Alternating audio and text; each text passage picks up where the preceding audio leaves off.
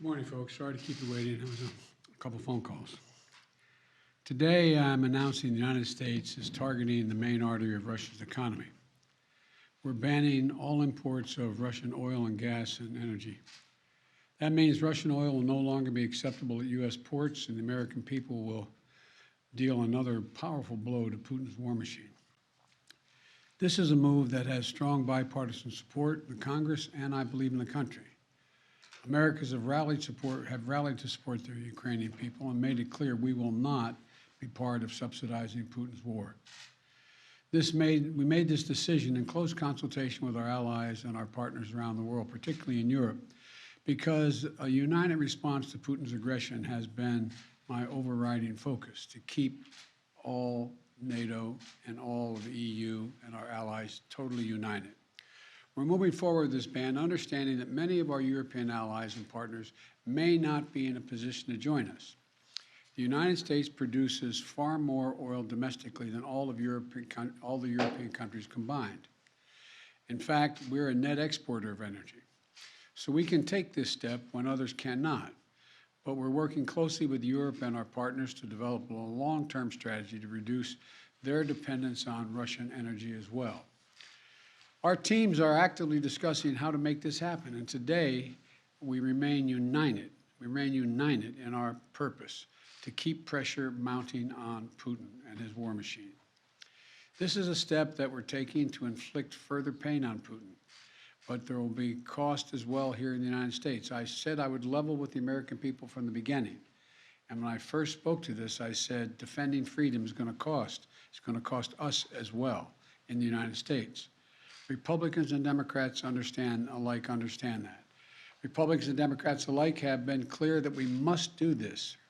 Over the last week, I've spoken with President Zelensky several times to hear from him about the situation on the ground and to consult and continue to consult with our European allies and about U.S. support for Ukraine and the Ukrainian people. Thus far, we've provided more than $1 billion in security assistance to Ukraine. Shipments of defensive weapons are arriving in Ukraine every day from the United States, and we, the United States, are the ones coordinating the delivery of our allies and partners of similar weapons, from Germany to Finland to the Netherlands. We're working that out. We're also providing humanitarian support for the Ukrainian people, both those still in Ukraine and those who have fled safely to a neighboring country. We're working with humanitarian organizations to surge tens of thousands of tons of food, water, and medical supplies into Ukraine, and with more on the way. Over the weekend, I sent Secretary Blinken to visit the border between Poland and Ukraine and to Moldova to see what the situation was firsthand and report back.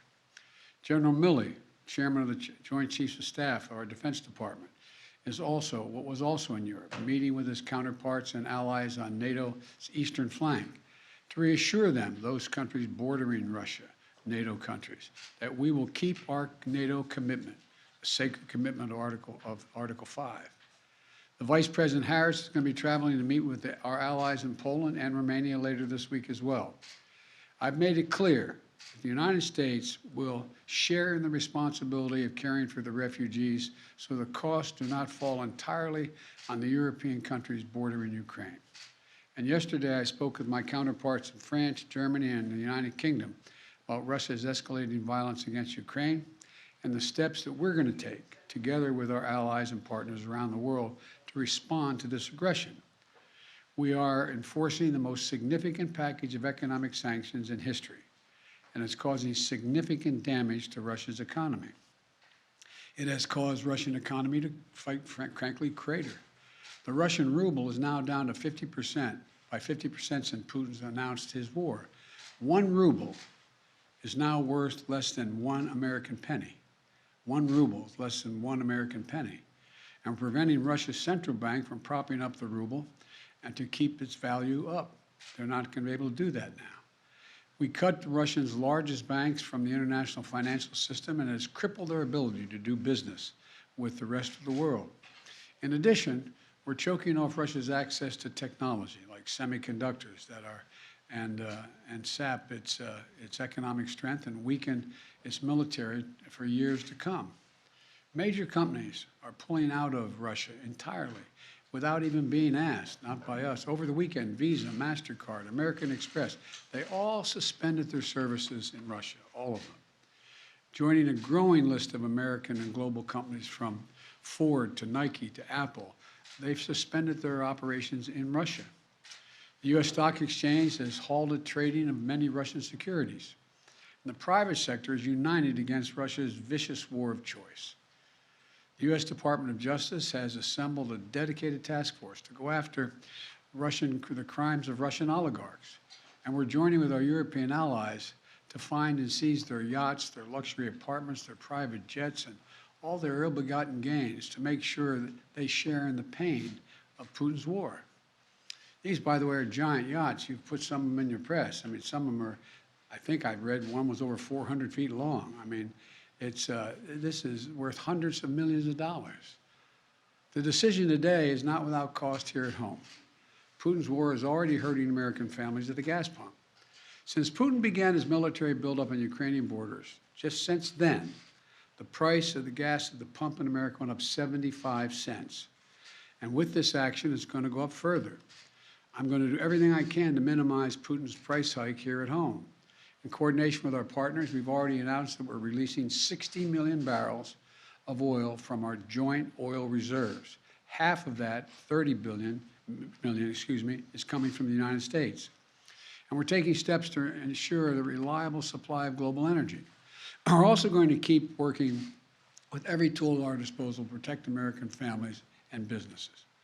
Now, let me say this.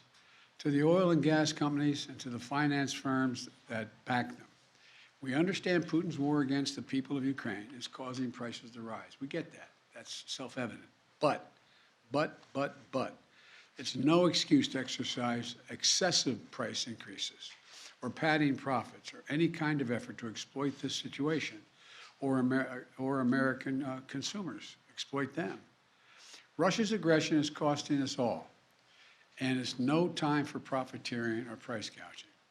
I want to be clear about what we'll not tolerate, but I also want to acknowledge those firms and oil and gas industries that are pulling out of Russia and joining other businesses that are leading by example. This is a time when we have to do our part and make sure we're not taking advantage. Look, let me be clear about two other points. First, it's simply not true that my administration or policies are holding back domestic energy production. That's simply not true. Even amid the pandemic, companies in the United States pumped more oil during my first year in office than they did during my predecessor's first year. We're approaching a record levels of oil and gas production in the United States, and we're on track to set a record of oil production next year. In the United States, 90% of onshore oil production takes place on land that isn't owned by the federal government. And of the remaining 10% that occurs on federal land, the oil and gas industry has millions of acres leased. They have 9,000 permits to drill now. They could be drilling right now, yesterday, last week, last year. They have 9,000 to drill onshore that are already approved. So let me be clear. They are not using them for production now. That's their decision. These are the facts. We should be honest about the facts. Second, this crisis is a stark reminder to protect our economy over the long term, we need to become energy independent. I've had numerous conversations over the last 3 months with our European friends of how they have to wean themselves off of Russian oil. It's just not tenable. It should motivate us to accelerate the transition to clean energy. This is a perspective that our European allies share, and the future where together we can achieve greater independence. Loosening environmental regulations or pulling back clean energy investment won't, let me expand, will not lower energy prices for families. But transforming our economy to run on electric vehicles powered by clean energy with tax credits to help American families winterize their homes and use less energy, that will help. And if we do what we can, it will mean that no one has to worry about the price of the gas pump in the future. That'll mean tyrants like Putin won't be able to use fossil fuels as weapons against other nations. And it will make America a world leader, manufacturing and exporting clean energy technologies of the future to countries all around the world. This is the goal we should be racing toward. Over the last 2 weeks, the Ukrainian people have inspired the world, and I mean that in a literal sense. They've inspired the world with their bravery, their patriotism, their defiant determination to live free. Putin's war has caused enormous suffering and needless loss of life of women, children, everyone in Ukraine. Both Ukraine and, I might add, Russians. Ukrainian leaders, as well as leaders around the world, have repeatedly called for a ceasefire, for humanitarian relief, for real diplomacy. But Putin seems determined to continue on his murderous path, no matter the cost. Putin's now targeting cities and has been targeting cities and civilians, schools, hospitals, apartment buildings. Last week, he attacked the largest nuclear power plant in Europe with an apparent disregard for the potential of triggering a nuclear meltdown. He has already turned 2 million Ukrainians into refugees. Russia may continue to grind out its advance at a horrible price, but this much is already clear. Ukraine will never be a victory for Putin. Putin may be able to take a city, but he'll never be able to hold the country. And if we do not respond to Putin's assault on global peace and stability today, the cost of freedom and to the American people will be even greater tomorrow. So we're going to continue to support the brave Ukrainian people as they fight for their country. And I call on Congress to pass the $12 billion Ukraine assistance package that I have asked them for of late. Ukrainian people are demonstrating by their physical courage that they are not about to just let Putin take what he wants. That's clear. They'll defend their freedom, their democracy, their lives.